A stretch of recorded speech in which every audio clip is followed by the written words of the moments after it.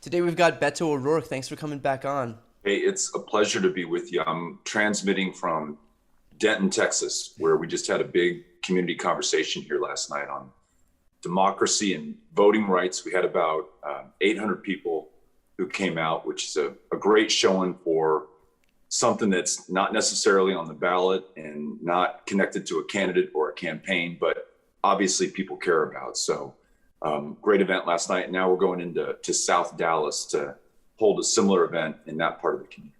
Well, you were the first elected official that I had onto this podcast. We just celebrated our 1-year anniversary.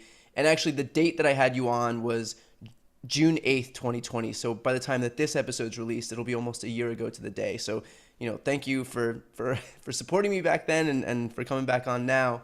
Appreciate it. Happy anniversary. Thanks. So let's jump in here. Now, we've got this issue of Joe Manchin now coming out against the For the People Act. And so, I've been oscillating between being outraged because his decision is almost unilaterally helping Republicans try and destroy democracy, and trying to reconcile that with the fact that, he's a Democrat from maybe the reddest state in the country. And so what's your take on this issue, and what would be your message to Joe Manchin? Look, I'm grateful for the fact that Senator Manchin supported the For the People Act. I believe he was a co-sponsor of it in 2019.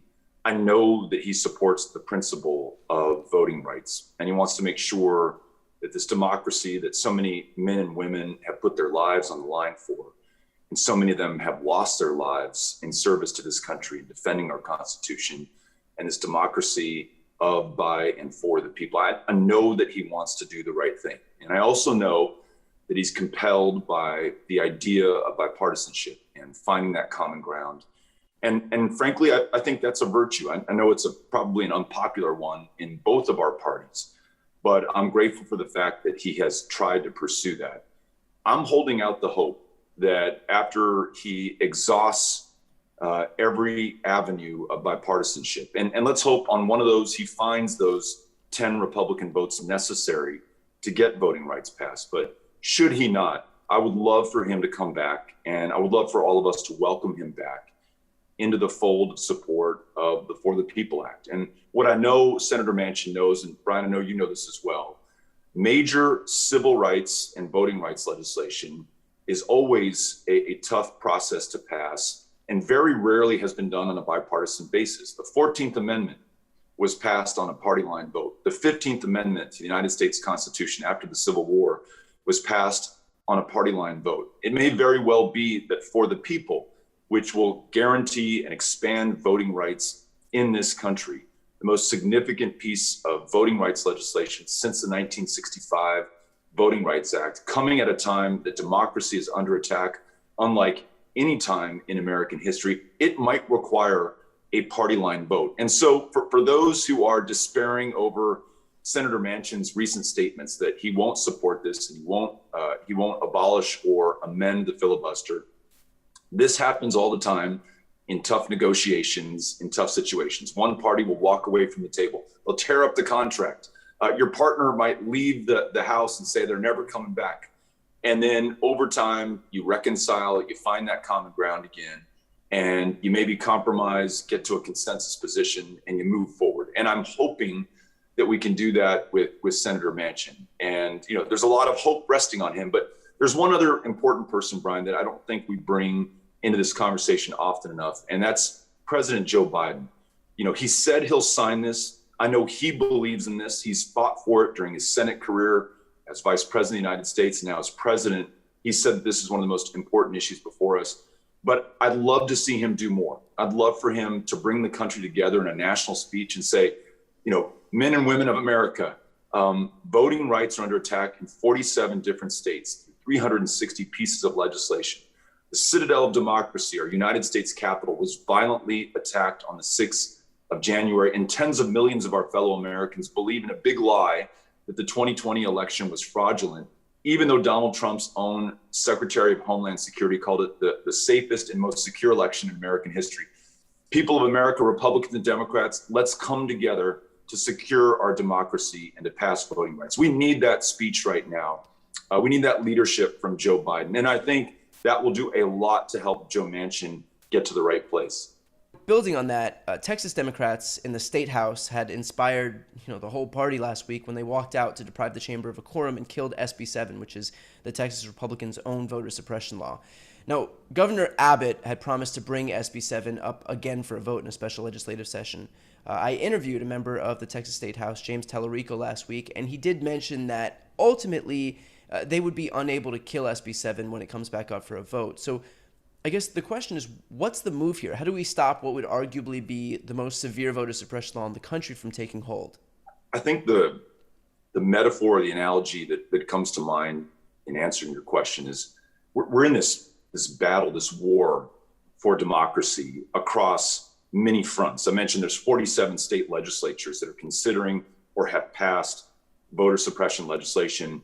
One of the major fronts in this battle is Texas, which is already the toughest state in which to vote. Our voter ID laws, our racial gerrymander, the hundreds of polling place closures concentrated in Black and Latino neighborhoods. It's already made it the toughest place in America to be able to exercise your right to participate in this democracy. And they tried to make it a lot harder in the regular session of the Texas legislature. But James Tallarico, Jessica Gonzalez, Michelle Beckley, these amazing Texas House Democrats who, Brian, were in the minority, were able to stop it. And their ability to frustrate the Republicans' effort to clamp down on democracy in Texas purchased us some time to expand the fight on other fronts, including, most importantly, in the U.S. Senate. But Representative Tallarico is absolutely right. If we cannot get the Senate Democrats, who, in contrast to the Texas Democrats, are in the majority, to do their job and to pass this voting rights legislation known as the For the People Act, or H.R. 1 and Senate Bill 1, then this sacrifice, this struggle, this victory in Texas will be for naught. And so it's imperative that over the month of June, which may be the month that we have before the legislature is called back into a special session, that we make the most of it. And that's why you have me and many others traveling this state, rallying people to the cause of democracy and voting rights, asking them to pick up the phone and not waste their breath on Senators Cruz or Cornyn, but to go right to the White House, to the most powerful person on planet Earth, Joe Biden, and ask him to use that extraordinary power to bring democracy home to this country. So we've had this reprieve in the fight for a moment here in Texas, and now we've got to focus all of our force on the U.S. Senate and on the president. They've got to come through for us at this moment. Now, speaking of Texas Governor Greg Abbott, I know you won't say whether you're running for governor or not, but is there anything that would prevent you from running for governor of Texas? This fight that we're in right now for voting rights in Texas, for democracy in Texas, is the most important thing that I can think to do. As I hope I just made the case that our democracy is on the line, and the window of time within which we could save it is quickly closing. And so there should really be no other consideration, I hope, for any of us other than doing that.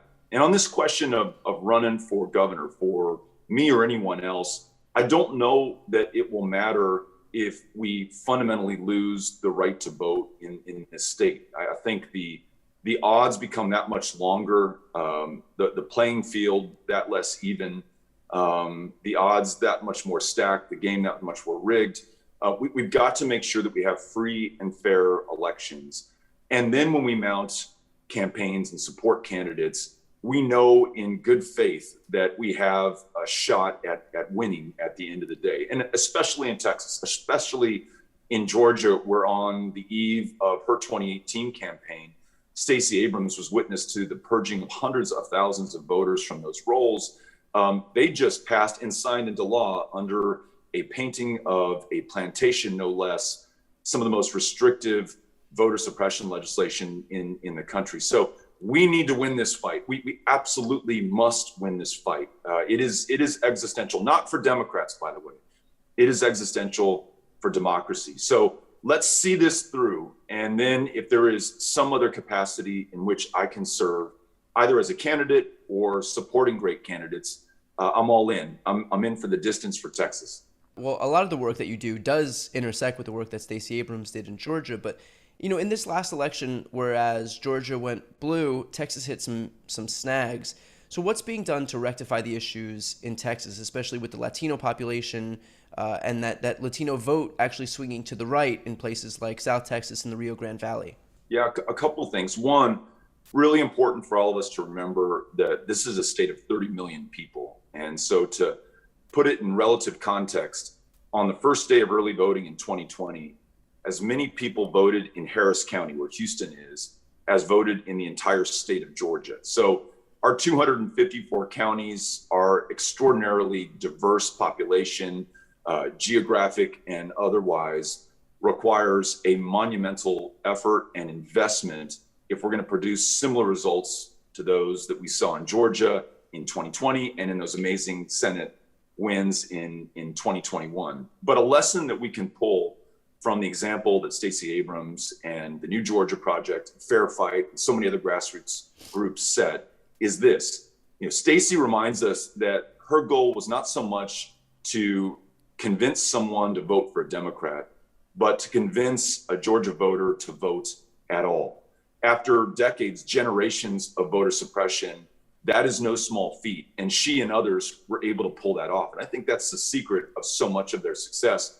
Here in Texas, Brian, this is hard to believe, but in 2020, the most important election of our lives, perhaps one of, if not the most important elections in the life of this country, 7 million eligible Texans did not vote. 7 million did not vote. So they'll tell you it's a red state. We know it's a non-voting state.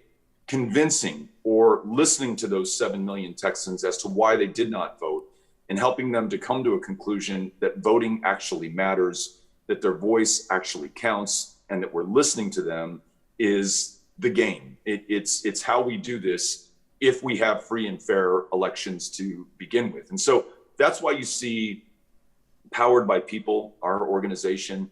It's why you see the Texas Democratic Party. It's why you see MOVE, all these amazing organizations in this state. The Texas Organizing Project is another one out there now in 2021, not waiting for 2022, talking to, and most importantly, listening to voters to bring them out. So I think that is a really important example that Stacey Abrams and others have set in Arizona, in Georgia, in states where we saw significant success in 2020. We've been working on this, many of us, for many years in Texas. We're getting a little bit closer every election cycle. We need to bring it through in 2022 and in 2024.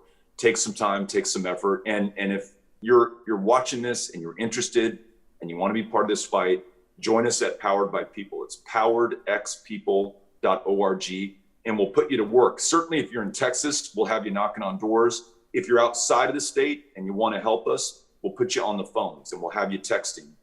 There's a way to help out in Texas, and we'd love to have your support to do it. Well, I'm really glad that you brought up Powered by People. And before you go, I do want to let you know that about a month ago, I started the Don't Be a Mitch Fund. That was to raise money for voter outreach and voter registration organizations in the 8 states with the closest Senate races in 2022. And the goal was to focus now on getting people educated and engaged and registered, basically to build the foundation now so that we're not just, shelling out cash for attack ads in September or October in election year. And so I partnered with a lot of outstanding organizations, the New Georgia Project, Action Fund, Pennsylvania Stands Up, Black Leaders Organizing Communities, or BLOC in Wisconsin, Florida Rising, and a number more. Now, I'm going to keep this fund going until it's time to vote in 2022, but the goal was that if we could hit $100,000 in the first month, that I would add a new partner. And as of today, just a month into this fund, we've exceeded that $100,000. We've actually raised more than $250,000, and that was thanks to the amazing people watching and listening right now on YouTube and Facebook and the podcast. So I'm going to keep my word, and I'm going to be adding a new organization to this fund, and that will be your organization, Powered by People. The work you do is beyond inspiring. It's what I wish we had in all 50 states, and so I'm thrilled to be able to spend the next year and a half helping support the work you do in Texas. Brian, that's amazing, unexpected, and such an awesome surprise. And so thank you to you, but also obviously thank you to those who follow you and watch you and take your guidance as gospel, because they're the ones who are funding these great campaigns and grassroots efforts in other states. And now it sounds like Powered by People here in Texas. I'll make this commitment to you and to your viewers. We will make the most of what you contribute and put into the effort. We have traveled just over the last 6 days to 8 different communities to register voters, to bring people into this fight for democracy and voting rights. And we're not going to the bluest of places, at least not yet. We've been traveling to some of the reddest counties on planet Earth. And we've had folks come out in the hundreds who want to be part of this effort and this fight. And your donations will support them as they become volunteer deputy registrars to get people onto the voter rolls. Your support will help us to back these state legislators who are fighting the good fight here in Texas. And your support will help us to win elections in 2022, 2024, and beyond. So, Brian, I cannot thank you enough. We're happy to do it. So, Beto, I know that you got to get back on the road here. So thank you again for taking the time. I appreciate it. It's always great talking to you. Grateful. Likewise.